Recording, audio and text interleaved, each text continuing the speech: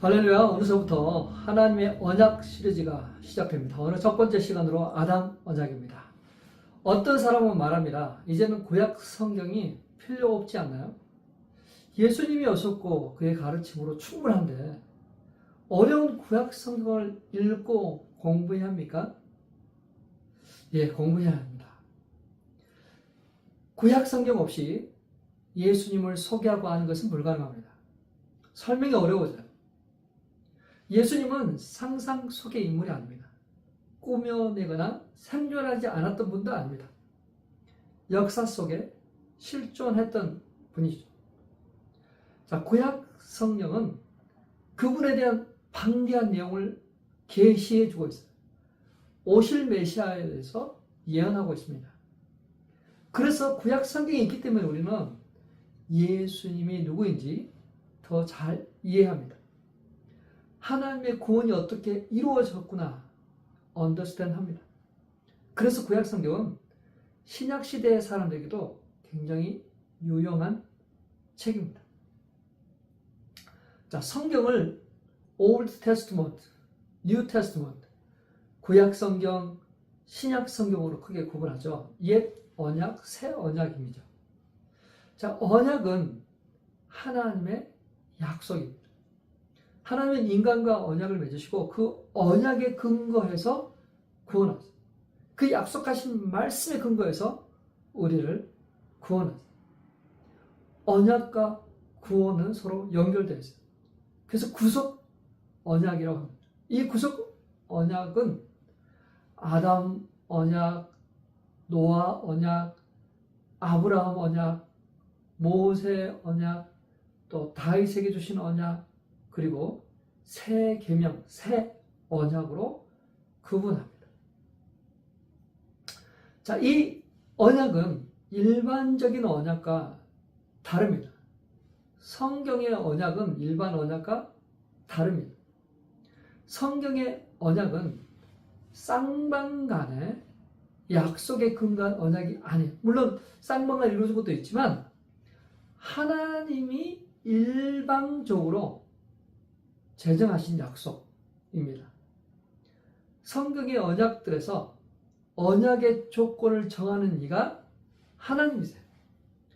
창세 전에 삼위 하나님께서 우리의 구원을 협의하셨어요. 그리고 각자의 사역을 분담하셨어요. 이 언약은 우리와 맺은 언약이 아니라 성부 하나님과 예수님, 성령님이 약속하신 언약이에요. 이 구속 언약에 따라서 하나님은 플랜하셨어요.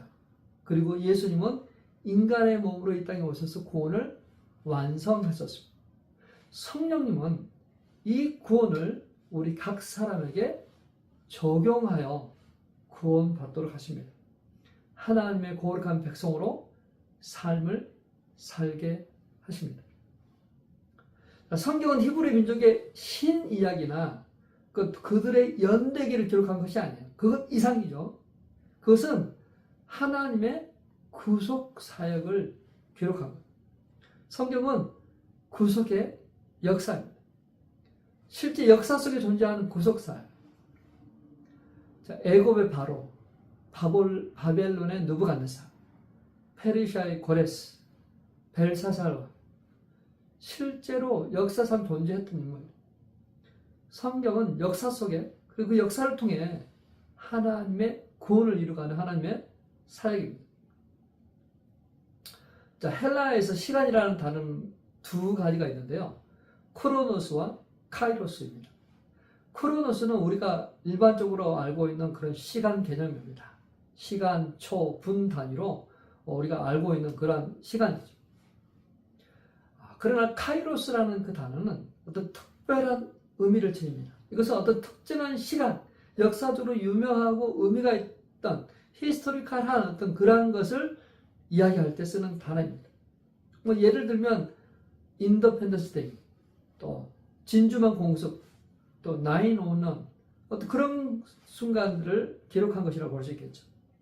자, 성경은 바로 이 카이로스의 기록이에요. 모든 걸 다 적용해요. 꼭 필요한 거, 구원에 이르는 어떤 그러한 꼭 그것들만 기록한 거죠. 예수님에 대해서 기록할 때도 예수님이 실존하는 역사를 통해서 오신 바로 그분인 것을 이야기를 하고 있어요. 누가는 누가복음 2장 1절에서 2절에서 말씀합니다. 그때 아우구스투스 황제가 칙령을 내려 온 세계가 호족 등록을 하게 되었는데 그 첫 번째 호족 등록은 구레노가 시리아의 총독으로 있을 때 시행한 것이다. 모든 사람이 호족을 등록하러 저마다 자기 고향으로 갔다. 자, 이 것에 의해서 요셉과 마리아도 호족하러 가게 된 거죠. 그래서 베들레헴에서 예수가 탄생하게 됩니다. 자, 이렇게 역사와 장소와 인물의 이름을 기록하는 것은 그것이 내용이 진실하다는 증거이죠. 성경은 이렇게 진실된 책, 사실적인 책입니다. 성경은 세상에서 일어나는 모든 일이 우리 구원과 관련되어 있다고 이야기해요. 하나님의 구속사와 연결되어 있다. 하나님의 구속 언약의 목적은 바로 우리의 구원입니다. 우리의 구원. 우리의 구원이 전적으로 하나님의 은혜입니다. 우리가 태어나기도 전에 하나님은 우리의 구원을 계획하셨어요. 우리가 죄인 되기 전에 이미 하나님은 우리를 향한 사랑을 확증하셨습니다. 그래서 이 구원의 공로를 나에게서 찾으면 안 됩니다. 구원은 전적으로 하나님의 은혜입니다. 구속 언약은 우리의 구원이 참으로 완전함을 보여줍니다. 그 은혜와 사랑으로 구원받는 사람은 결코 취소되거나 흔들리지 않는 것이죠. 자, 인간은 약속을 어깁니다. 지킬 능력이 없습니다. 그만큼 선하지 않습니다. 의지력이 약합니다. 그러나 하나님은 그 약속을 결코 어기지 않습니다. 약속하신 것을 지키십니다. 성취하세요. 일을 행하십니다. 그분은 전지전능하세요. 영원하신 분입니다. 불변하시는 분입니다. 하나님은 지극히 신실하세요. 그 언약을 지키십니다. 하나님은 모든 약속을 지키세요. 자, 아담 언약은 나와 연관이 있습니다. 아담 언약으로 불리는 이유는 언약의 당사자가 아담이었기 때문에 그래요. 그러나 이 아담이라는 이름의 뜻 자체가 사람, 전부를 총괄하는 그러한 의미에서 이름이에요. 그러니까 아담은 인류 전체를 대표하는, 아담은 우리 인류를 대표하는 인물인데 그가 실패했어요. 그의 죄로 말미암아 죄가 세상에 들어왔어요. 그가 죄를 제물로 받아요. 근데 여기에 소망이 있는 게 뭐냐면 첫째 아담은 죄를 세상에 가져왔지만 둘째 아담이신 예수님은 생명을 가져왔어요. 이들은 다 개인으로서의 활동이 아니라 대표자로서의 역할을 합니다. 자, 나는 유대인도 아닙니다. 그리스도인도 아닙니다. 나는 무슨 상관이 있는지 나는 모르겠습니다. 나는 예수를 믿지도 않습니다. 알지도 못합니다. 하나님의 언약과 나는 아무 상관이 없는 것 같은데. 하지만 사람들이 하나님을 알지 못한다 해도, 믿지 않는다 해도, 부인해도 성경은 이야기합니다. 하나님 언약 아래 우리 모두는 놓여 있다. 그 언약 아래서 우리 모두는 죄인이라고 이야기합니다. 왜냐하면 아담이 우리 인류를 대표하는 자이기 때문에 그렇습니다. 나는 허락한 적이 없는데요. 언제 아담이 나의 대표로 세웠습니까? 대표가 되려면 최소한 선거를 통해서 뽑히든지 경쟁을 통해서 승리해서 대표가 되든지 뭐 그런 절차가 있어야 되는 거 아닌가요? 그러나 나의 부모님은 내가 뽑고 선택했나요? 나의 조상들은 내가 뽑았나요? 전혀 관여하지 못했죠. 지난 역사 속에서 내가 관여하지 못한 것들이 많은 거죠. 다만 받아들였을 뿐이에요. 자, 올라가면 결국은 아담입니다. 아담은 우리를 대표하는 자입니다. 자, 첫 번째 아담을 통해서는 죄가 왔지만 두 번째 아담을 통해서 생명이 왔어요. 할렐루야. 창세기 2장 16절에서 17절입니다. 주 하나님이 사람에게 명하셨다. 동산에 있는 모든 나무의 열매는 내가 먹고 싶은 대로 먹어라. 그러나 선과 악을 알게 하는 나무의 열매만은 먹어서는 안 된다. 그것을 먹는 날에는 너는 반드시 죽는다. 자, 뱀은 하와를 설득하려고 합니다. 말씀에 불순종하도록 유혹합니다. 그는 유혹합니다. 거짓말쟁이. 하와가 사탄에게 유혹받는 장면, 예수님이 사탄에게 유혹받는 장면은 같은 장면처럼 보이지만 다릅니다. 예수님이 강야로 이끌러 가셨을 때 그때 이 끈이가 마귀가 아니거든요. 성령님이에요. 성령님이 예수가 시험 받으러 가도록 인도하셨어요. 그리고 끝나고 나니까 천군 천사들이 그를 보자 했습니다. 자, 창세기 3장 1절에서 3절 말씀입니다. 뱀은 주 하나님이 만드신 모든 들짐승 가운데서 가장 강교하였다. 뱀이 여자에게 물었다. 하나님이 정말로 너에게 동산 안에 있는 모든 나무의 열매를 먹지 말라고 말씀하셨느냐? 여자가 뱀에게 대답하였다. 우리는 동산 안에 있는 나무의 열매를 먹을 수 있다. 그러나 하나님은 동산 한가운데 있는 나무의 열매는 먹지도 말고 만지지도 말라고 하셨다. 어기면 우리가 죽는다고 하셨다. 뱀은 강교한 존재로 소개합니다. 뱀은 강교하되 멍청하지 않아요. 뱀은 사탄을 상징합니다. 하나님은 아담과 하와에게 동산 모든 나무의 열매를 먹도록 했지만 선악과를 먹지 말라고 했어요. 먹으면 죽으리라.